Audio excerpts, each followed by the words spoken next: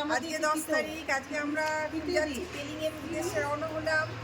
নামছি রামাংলা হয়ে পেলিং ঢুকবো, তারপর অন্য একটা হোটেলে থাকবো, তাই তো? অন্য একটা হোটেলে উঠবো পেলিংয়ে। এই যে আমাদের গাড়িও চলে এসছে। চলো bye bye Gangtok, bye bye, পেলিংয়ে।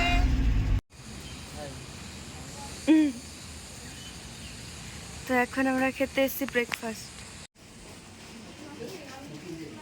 তো এখন আমরা খাবো আলু পরোটা।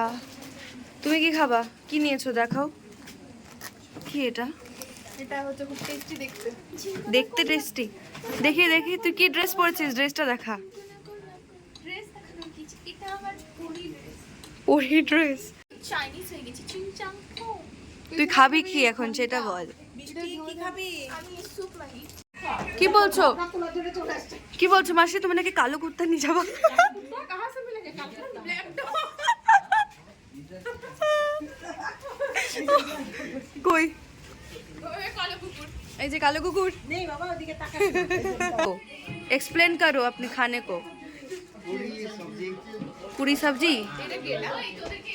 भैया आप ब्लॉग करते हो, आपका ब्लॉग का चैनल का नाम बताओ, मैंने देखा आपको ब्लॉग करते। আর এই যে হচ্ছে আমাদের পরোটা, সুন্দর লাগছে রে ভাই। फोटो তোলো না, फोटो তোলো। কি? या नो नो नो ওকে ওকে।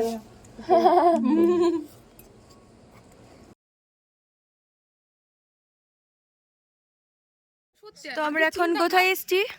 আমরা এখন যেখানে এসেছি, দেখো দেখো কোথায় এসেছি।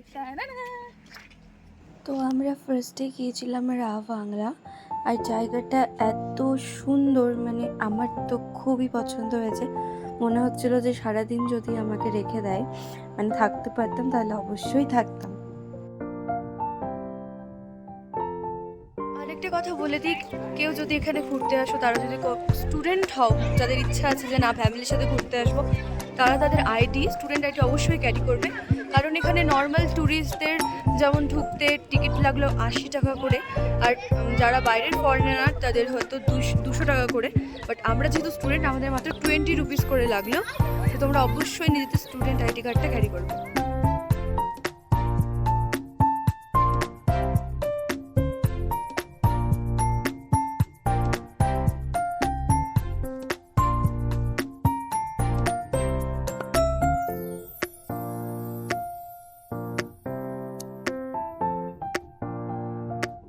দেন আমাদের সেকেন্ড ডেস্টিনেশন ছিল নামচি, চারধাম।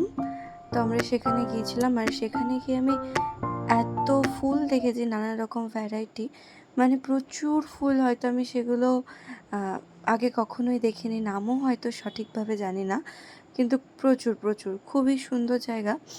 আর এখানে একটা বড় শিব ঠাকুর আছে, যেটা নেক্সট তোমরা দেখতে পাবে ক্লিপে। তো সেটা দেখে আমার জাস্ট চোখে জল চলে এসেছিলো, যে মানে এত beautiful.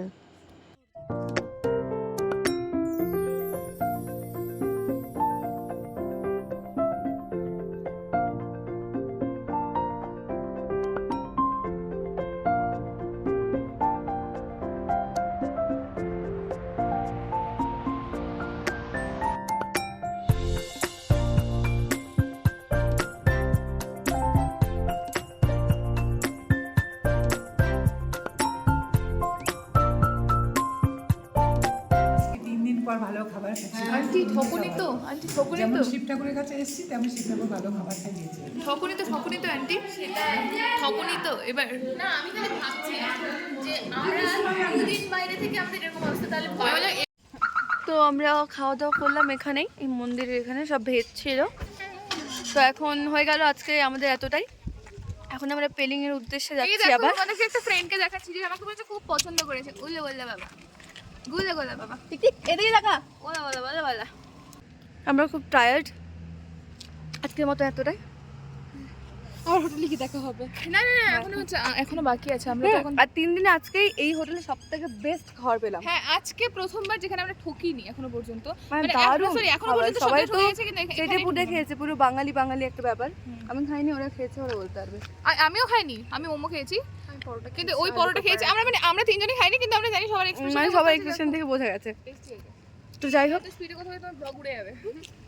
Bye bye, good night বলে দাও এখন। আবার হোটেলে দেখা হবে। গুড নাইট কেন? হোটেলে কি হোটেলের রুম রিভিল করবে না ও কেন? আচ্ছা, কত হ্যাঁ। Reasonable price. আমাকে এত বাজে কেন দেখতে? ভগবান আমি একটু কিন্তু সুন্দর ওটা নেক্সট ব্লগে দেবো, মানে পুরো পেলিং এর ব্লগে দিব। আজকে এটা নামচি অবধি থাক, কালকে পেলিং এর ব্লগ। বসন্তকালে তো বলতে পারিনি I love you, I love you, never can do it